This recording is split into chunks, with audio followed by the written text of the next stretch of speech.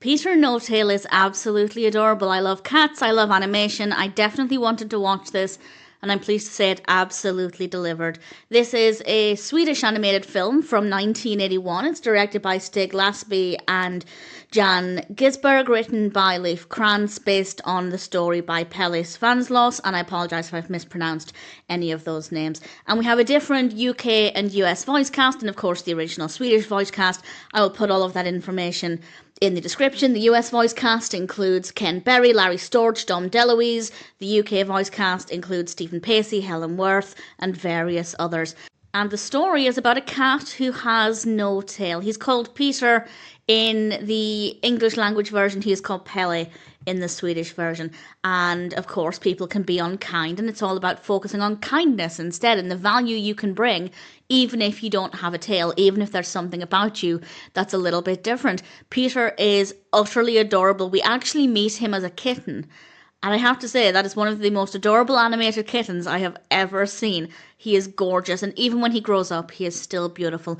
The pacing of the narrative is generally okay. It's maybe a little slow in places. There are a few scenes that just seemed to go on a lot longer than necessary. They really dragged them out, and the film itself is not tremendously long. It's definitely over an hour. I think it's about an hour and 20, so it's not a tremendously long film. The pacing could be better, but because the animation was always lovely, the characters were great, it was never boring. It could just certainly have been a little bit better. But we do get some really good messages, and the other scenes are all quite quick with good pacing, so it definitely ebbs and flows. Some scenes are really brilliant, some initially started out fine, then just kind of seemed to go on a little bit. So I guess it balances out. We meet a lot of different characters, including many cats with lots of different character designs and personalities. That helps to keep it a little bit more interesting. If you like animations about cats, you will absolutely love this, not just because of Peter, but because of all of the other felines as well. They're so beautiful and just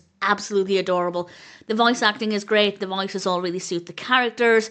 The animation is adorable. We have great facial expressions, really detailed backdrops, a realistic colour palette for the most part.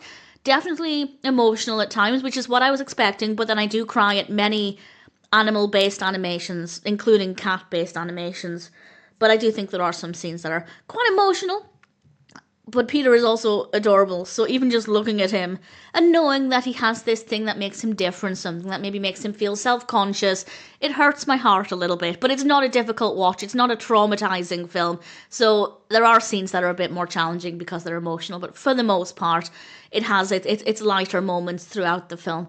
Good music, great voice acting, gorgeous animation, beautiful characters, solid narrative. Yes, it's a little slow in some scenes, but it balances out because the other scenes are really great. So ultimately, I don't really have any major complaints. If you're a fan of animations and you love cats, Peter No-Tail is definitely worth watching.